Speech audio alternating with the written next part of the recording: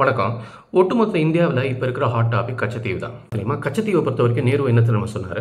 கச்சத்தீவுக்கெல்லாம் நான் எந்த இம்பார்ட்டன்ஸும் கொடுக்க தயாராக இல்லை, அதை இலங்கைக்கு கொடுக்கறதுக்கு எனக்கு எந்த ஹெசிடேஷனும் இருக்காது அப்படின்னு இருக்காரு. இந்திரா காந்தி என்ன தெரியுமா சொல்லியிருக்காங்க? கச்சத்தீவு ஒரு ஆளே இல்லாத ஒரு சின்ன பாறை அப்படின்னு இருக்காங்க, அது இந்தியாவுக்கு ஒரு பெரிய விஷயம் இல்லை அப்படின்னு சொல்லியிருக்காங்க.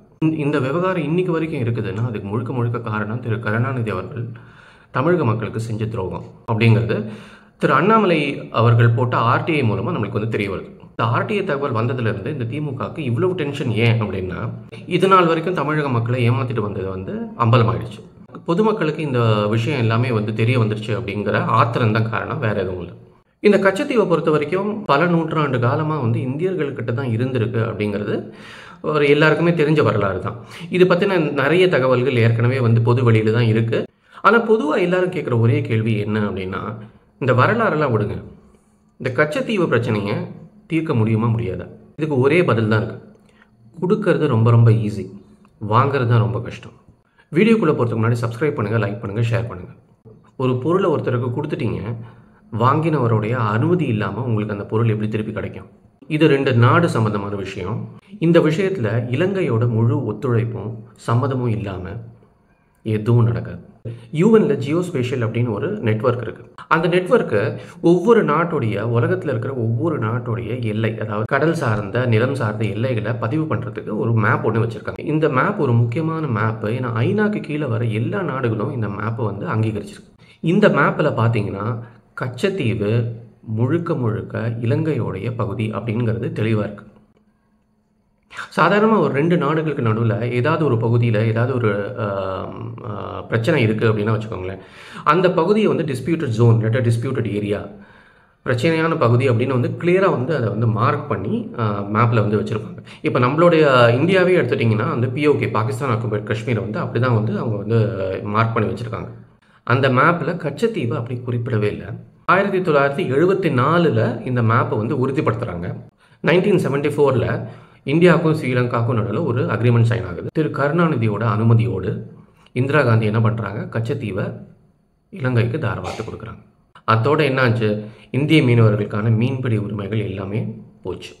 அந்த அக்ரிமெண்ட் படி இந்தியர்களுக்கு ரெண்டு உரிமைகள் தான் இருக்குது. கச்சத்தீவில் செயின்ட் ஆண்டனிஸ் சர்ச் இருக்குது. அந்த சர்ச்சில் வருஷம் திருவிழா நடக்கும். அந்த திருவிழாவுக்கு போயிட்டு வரதுக்கு இந்தியர்களுக்கு எந்த தடையும் இல்லை. இதோட என்ன பண்ணிக்கலாம்னா, இந்திய மீனவர்கள் தங்களுடைய வலைகளை கச்சத்தீவில் வளர்த்த போட்டுக்கலாம் அப்படிங்கிற உரிமை கொடுத்துருந்தாங்க. 2 வருஷம் கழிச்சு 1976 இந்த காங்கிரஸ் டிஎம்கே அரசு இருக்கிற கொஞ்ச நஞ்ச உரிமையும் விட்டு கொடுத்துருச்சு. இப்போ 1976 இப்போ வரைக்கும் இந்தியர்களுக்கு இருக்கக்கூடிய ஒரே உரிமை அந்த செயின்ட் ஆண்டனிஸ் சர்ச்சோடைய திருவிழாவுக்கு போயிட்டு வருது அப்படிங்கிறது தான். இன்னைக்கு தமிழக மீனவர்கள் சந்திக்கக்கூடிய இந்த சிக்கலுக்கு முக்கியமான இன்னொரு காரணம் என்ன அப்படின்னா, அந்த எக்ஸ்க்ளூசிவ் எக்கனாமிக் ஜோன் அப்படின்னு சொல்லக்கூடிய அந்த ஒரு ஏரியா தான்.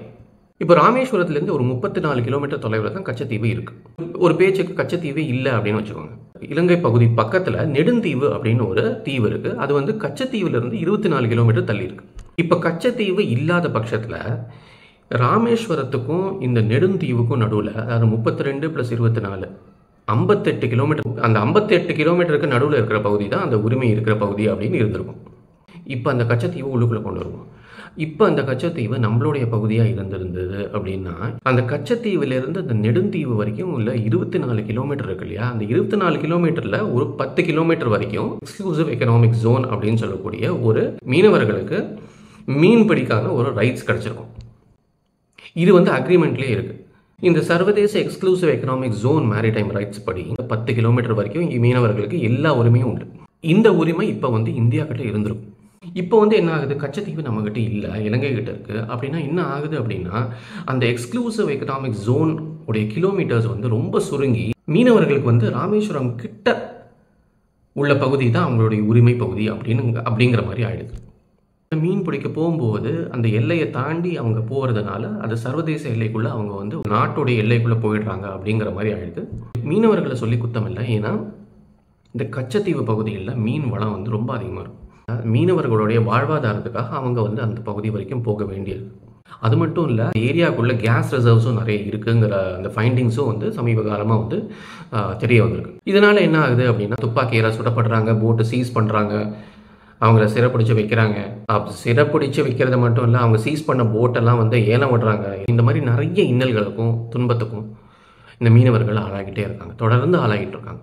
இது மீனவர்களுடைய பிரச்சனையோடு சேர்ந்து இந்தியாவுக்கும் ஒரு பாதுகாப்பு பிரச்சனையாகவும் இருக்குது. இந்த இலங்கை என்ன பண்ணியிருக்குன்னா, ஒரு சீன நிறுவனத்துக்கு கச்சத்தீவில் கடற்பாசி சார்ந்த ஆராய்ச்சிக்கு பர்மிஷன் கொடுத்துருக்கு. எல்லாருக்கும் சீனாவை பற்றி நல்லா தெரியும். அவங்க கடற்பாசி ஆராய்ச்சிக்காக வந்திருக்காங்களா, இல்லாட்டி இந்தியாவை வந்து கண்காணிக்கிறதுக்கும் இந்தியாவை வேவு பார்க்கறதுக்கும் வந்திருக்காங்களா அப்படிங்கிற சந்தேகம் வந்து எல்லாருக்கும் இருக்குது. ஸோ இது வந்து மீனவர்கள் சார்ந்த பிரச்சனை மட்டும் கிடையாது, இந்தியாவுடைய பாதுகாப்பு சார்ந்த பிரச்சனையும் கூட. பதிவோட இறுதியாக இந்திய மீனவர்களுடைய உரிமைகள் ஆகட்டும், நாட்டோடைய பாதுகாப்பாகட்டும், இந்த கச்சத்தீவு பிரச்சனைகளில் நிறைய விஷயங்கள் அடங்கியிருக்கு. ஆனால் எனக்கு ஒரு முக்கியமான கேள்வி இருக்குது. 1971 இந்தியாவுக்கும் பாகிஸ்தானுக்கும் ஒரு போர் நடந்தது. அந்த போரில் இந்தியா ஜெயிச்சு தான் பங்களாதேஷ் அப்படின்னு ஒரு புதிய நாடே உருவாச்சு. அப்போ இருந்த அந்த ஜென்ரல்கள் அந்த அளவுக்கு நம்மளுடைய மிலிட்ரியோடைய ப்ரிப்பேர்ட்னஸ் ஆகட்டும், அந்த அளவுக்கு நம்மளோட மிலிட்ரியோடைய ஸ்ட்ரென்த் ஆகட்டும், தொடர்ந்து 3வது இந்தியா பாகிஸ்தான் போரில் நம்ம வந்து வெற்றி அடைஞ்சதாகட்டும், இந்திய மிலிட்ரி தொலைநோக்கோடு பார்க்கக்கூடிய ஒரு சர்வதேச ஒரு மிலிட்ரி அப்படிங்கிற பேர் வாங்கிச்சு. 1973 இந்திரா காந்தி ஜெனரல் மேனக்ஷாவை ஃபீல்டு மார்ஷலாக வந்து ப்ரொமோட் பண்ணுறாங்க. அதுதான் ஹையஸ்ட் டைட்டில் மிலிட்ரியில். இந்த அளவுக்கு வந்து ஹை ரேங்கிங் ஆஃபீஸர்ஸ்லாம் நம்ம வந்து மிலிட்ரியில் இருந்திருக்காங்க. இந்தியன் மிலிட்ரியில் வந்து இவ்வளவு சாதுரியமும் ஒரு கெப்பாசிட்டியும் இருந்த அந்த மிலிட்ரிக்கு இந்த கச்சத்தீவு எவ்வளோ இம்பார்ட்டன்ஸு அப்படிங்கிறது ஏன் தெரியல. யாருக்கும் தெரியாதனாலும் மிலிட்ரிக்கு வந்து ரொம்ப நல்லா தெரியும். ஒரு தீவு அப்படிங்கிறது இயற்கையாக கொடுத்த மூழ்கடிக்கப்பட முடியாத ஒரு போர்க்கப்பல். இந்த கச்சத்தீவு ஒரு 300 ஏக்கர் தான். இதை விட சின்ன சின்ன தீவுகளை வச்சிருக்கிற சின்ன சின்ன நாடுகள் சைனா கிட்ட மட்டும் இதை கொடுத்துடவே கூடாது அப்படின்னு சொல்லிட்டு இப்போ வந்து இந்தோனேஷியா, வியட்நாம், பிலிப்பீன்ஸ் போன்ற நாடுகள்லாம் வந்து நிறைய தீவுகள் அடங்கிய நாடுகள் இது. அதுக்கெல்லாம் வந்து சைனா கூட சண்டை போட்டுட்ருக்கு. ஏன் அவங்க சண்டை போடுறாங்க அப்படின்னா, இதே தான் நான் சொன்னேன் இல்லையா, இயற்கை கொடுத்த ஒரு அன்சிங்கபிள் மிலிட்ரி ஷிப் அது. அப்படிப்பட்ட ஒரு இயற்கையோட வளத்தை தான் நம்ம வந்து என்ன பண்ணியிருக்கோம், தாராபாத்து கொடுத்துருக்கோம் ரொம்ப ஈஸியாக. தொலைநோக்கு பார்வையோட இந்த கச்சத்தீவோட இம்பார்ட்டன்ஸை பற்றி பார்க்கறதுக்கு இந்த இந்தியன் மிலிட்ரி வந்து தவறிச்சாங்க. ஏன் இந்திரா காந்திக்கு இந்த இந்தியன் மிலிட்ரி வந்து ஸ்ட்ராங்காக வந்து இதை வந்து கொடுக்கவே கூடாது, நம்மளுக்கு நாளைக்கு பிரச்சனை வரலாம் அப்படிங்கிற அந்த இன்ஃபர்மேஷன் இந்திரா காந்திக்கு கொடுத்ததா இல்லையா? அப்படி கொடுத்தும் இந்திரா காந்தி அதை வந்து மதிச்சாங்களா இல்லையா? இந்த இன்ஃபர்மேஷன் எல்லாமே வந்து எதுவுமே வந்து இந்த ஆர்டிஐயில் வந்து இல்லவே இல்லை. ஏன் இல்லை? நம்ம கேள்வி கேட்கணும்னு முடிவு பண்ணிட்டான்னா எல்லாரையுமே கேள்வி கேட்கணும். மிலிட்ரினா கேள்வி கேட்கக்கூடாதா? இந்தியாவுடைய இறையாண்மை பாதுகாப்பு சம்பந்தமான ஒரு விஷயம். இதை வந்து நீங்கள் வந்து ஒரு மாநிலத்துக்குடைய ஒப்பீனியனுக்கு விட்டுருக்கவே கூடாது. இந்திரா காந்தி ஏன் வந்து இது வந்து ஒரு மாநிலத்தோடைய ஒப்பீனியனுக்கு வந்து ஏன் இதை விட்டாங்க? எதுக்கு மாநிலத்தோட ஒப்பீனியன் தேவை? கச்சத்தீவு பிரச்சனைங்கிறது அப்பயே முடிஞ்சிருக்கும், அப்பயே ஒரு ஃபுல் ஸ்டாப் வந்திருக்கும். கச்சத்தீவை பொறுத்த வரைக்கும் இந்தியன் மிலிட்ரியோட ரோல் என்ன அப்படிங்கிறது மத்திய அரசுடைய பாதுகாப்பு அமைச்சகம் வெளியிட தயாரா. இதில் வந்து இந்த டிஎம்கே 10 வருஷமாக இந்த வந்து மோடி கவர்மெண்ட் வந்து என்ன பண்ணிச்சு, இப்போ ஏன் இதை வந்து அரசியலாக்குறாங்க அப்படின்னு ஒரு கேள்வி வேறு கேட்குறாங்க. இந்த விஷயம் வெளியில் வந்தவுடனே திசை திருப்பறதுக்கு ஸ்டாலின் வந்து என்ன சொல்கிறாரு அப்படின்னா, அருணாச்சல் பிரதேஷில் சைனா இப்போ தான் வந்து 11 மாவட்டத்தில் தன்னுடைய பேரை வந்து போட்டு போயிருக்கு, அதை பற்றி எதுவுமே பேச மாட்டேங்கிறீங்களே அப்படின்னு சொல்கிறாரு. சரி, சைனா வந்து பேரை வந்து மாற்றிருக்கு, இந்த கச்சத்தீவை வந்து நீங்கள் வந்து தாராபாத்து கொடுத்த மாதிரி மோடி வந்து நான் அருணாச்சல் பிரதேசம் வந்து தாராபாத்து கொடுத்துட்டாரா இல்லை கொடுக்க போகிறாரா? ஆனால் மக்களுக்கு வந்து ஒரே ஒரு நம்பிக்கை இருக்குது, இது விஷயமா யாராவது ஏதாவது பண்ண முடியும் அப்படின்னா அது வந்து மோடி அவர்கள் தான். கச்சத்தீவு இலங்கையில் இருந்துட்டு போட்டோம், ஆனால் குறைந்தபட்சம் அந்த பகுதியில், கச்சத்தீவு பகுதியில் மீனவர்களுக்கான மீன்பிடி உரிமைகளாவது கண்டிப்பாக வந்து எந்த பிரச்சனையும் இல்லாமல் இந்திய மீனவர்களுக்கு இருக்கணும் அப்படிங்கிற அந்த ஸ்டெப்ஸை வந்து மோடி வந்து கண்டிப்பாக எடுப்பார் அப்படிங்கிற நம்பிக்கை வந்து எல்லாருக்கும் இருக்குது.